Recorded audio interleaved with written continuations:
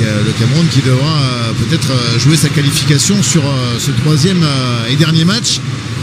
Si le score en reste là aujourd'hui, ils vont se retrouver avec un seul petit point après 2 journées. On voit la frustration de Zambo, il y a une récupération, il veut jouer absolument vers l'avant, il n'a absolument aucune solution. Attention, du côté sénégalais, à pas la jouer trop facile. Crépin Diatta, donner le ballon, Pape Gueye, l'ouverture, il y a des espaces maintenant, des boulevards que dévorent les attaquants sénégalais avec Ismaïla Assar qui lève la tête et qui va aller regarder Habib Diallo qui rate le contrôle poitrine dans la surface de réparation, alors que c'est encore une situation à exploiter pour les Lions sénégalais. Ouais, on pensait qu'il pouvait reprendre ce ballon en une touche.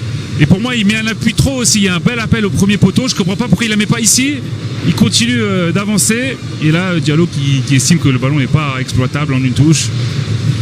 Bon, en espérant qu'il n'ait pas à le regretter, toutes ces situations. Habib Diallo, l'avancante, qui n'est arrivé qu'en 3e solution dans la surface de réparation. Il a été devancé par Lamine Camara et par Sadio Mané. Ils n'ont pas été servis. Chateau qui donne le ballon pour Gamaleu avec encore l'excellent travail de Pape Gueye. On le disait, pas titulaire indiscutable à l'Olympique de Marseille, mais en revanche qui fait un travail défensif précieux pour les Lions sénégalais. Ouais, là il est plus dans un rôle de pompier quand même, hein. Ça veut dire qu'ils sont en train de reculer et laisser l'initiative aux Camerounais. Gamaleu tire le corner dans la zone où il n'y avait personne.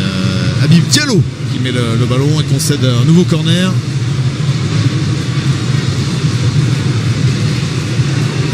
Gamaleu, nouvelle chance avec du monde dans la surface de réparation.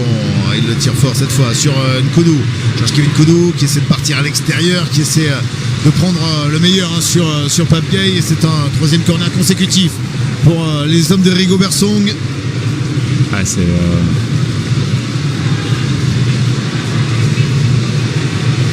Nkoudou, la prise d'information, un ballon qui revient. Il n'a pas réussi à le boxer. Edouard Mendy. Moumine Gamaleu, duel avec Sadio Mané. Et l'arbitre a sifflé à la faute du numéro 10 sénégalais. J'ai l'impression que du côté camerounais, Ngamaleu il est au niveau de l'événement, parce que dès qu'il y a un contact, souvent il sort soit avec une faute, soit avec le ballon. Il embête un petit peu par son positionnement, mais j'aimerais tellement le voir plus sur le côté, aller déborder. Voilà. Pour moi, il n'y a pas de faute. Ah, bon. Oui, il nous arrive d'être d'accord. Oui. c'est ça que vous vouliez dire. Sadio Mané passe vraiment la cuisse, il joue le ballon, il l'amène. C'est aussi un sport de contact, le football. Ah voilà, j'aime ce genre de discours. oui, mais non, il n'y a pas faux. Mais il y avait une belle récupération, il y a une belle solidarité du côté du Sénégal, mais je trouve quand même qu'il recule un peu trop. Ça fait énormément de corners, de coups francs, donc on se rapproche doucement. Et alors sûrement, je sais pas, mais avec le pied droit et Nkoudou qui a l'air d'être un peu plus réglé.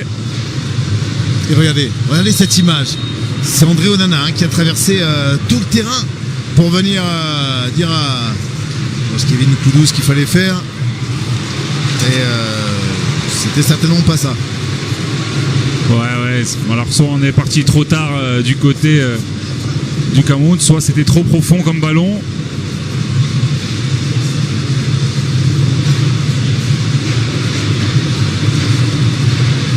C'est une incompréhension totale. On voit sur les visages autour de nous les joueurs, les anciens internationaux camerounais emblématiques comme Joseph-Antoine Bell sur le côté ou Joël Epalé, champion olympique en 2000. Camarade Joël Epalé qui ont tous les deux la mine un peu déconfite, qui semble essayer de chercher des explications, qui semble essayer de chercher ce qui pourrait faire la différence, qui pourrait donner un autre visage à cette équipe du Cameroun. Mais voilà, à mon sens, c'est le profil, c'est le numéro 10 qui manque. C'est ce joueur à faire des passes, à faire le piston, à remonter les ballons de 30-40 mètres. C'est ça qu'on n'a pas réussi à trouver là du côté des Lions indomptables. Oui, mais après, quand vous avez deux joueurs de couloir, vous pouvez aussi avoir du jeu direct sur le côté pour essayer d'amener des centres. Attention, le ballon, Castelletto, c'est Noutolo qui arrive à dégager. Lamine Camara essaie de mettre la tête. Ça peut être récupéré par les Camerounais avec Magri. Magri qui se jette maintenant pour Zambouanguissa qui de l'extérieur du pied va servir dans le couloir.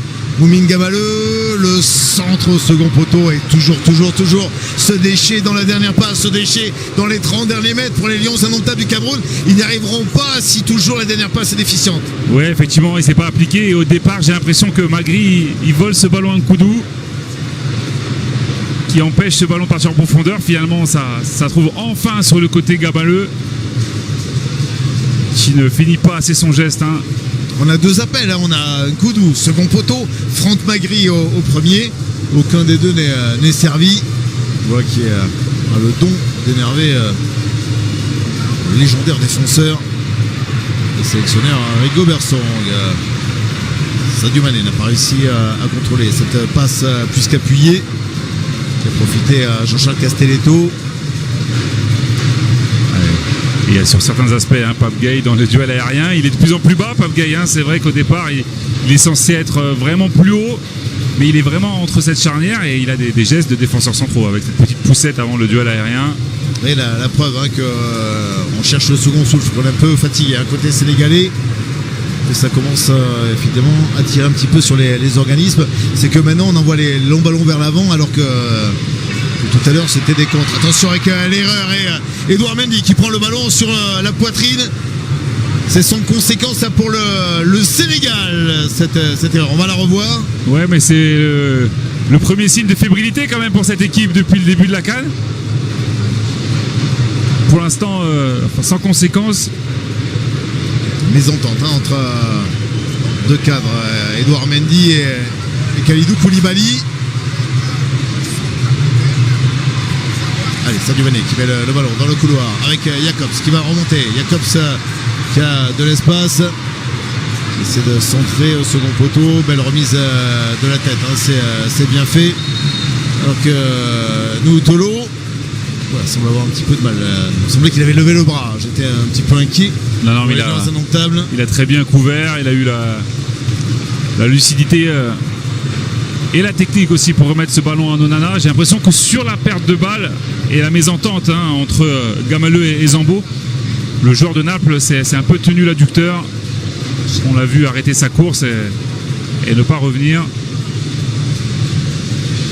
Le président de la Confédération africaine de football, Patrice Motsepe, côté de l'un de ses vice-présidents, maître Augustin Sangor, président de la Fédération sénégalaise de football.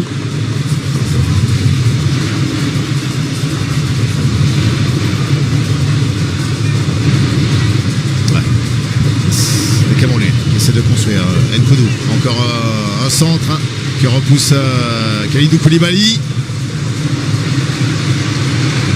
Regardez comme ça remonte vite la vitesse, les 20 ans, les jambes de Lamine Camara qui laisse le ballon à Sadio Mané qui va percuter, Sadio Mané encore qui va glisser le ballon à l'opposé pour Ismaïla Sarr, complètement arrêté l'attaquant de Marseille.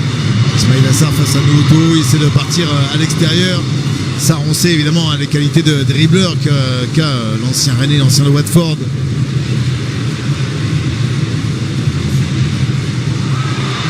Camara, la petite déviation, Ismaïla Sarr qui récupère et qui va offrir le deuxième but au Sénégal à Habib Diallo, servi par Ismaïla Sarr, buteur et passeur décisif sur cette contre-attaque. Le réalisme des attaquants sénégalais, eux en revanche ont fait preuve de pragmatisme et il n'aura pas fallu 50 000 occasions pour aller marquer ce deuxième but et tromper une nouvelle fois André Onana. Ouais, là ils ont fait preuve d'énormément de caractère, de conviction dans ce centre fort devant le but, parce qu'encore une fois il y avait eu des très belles initiatives individuelles.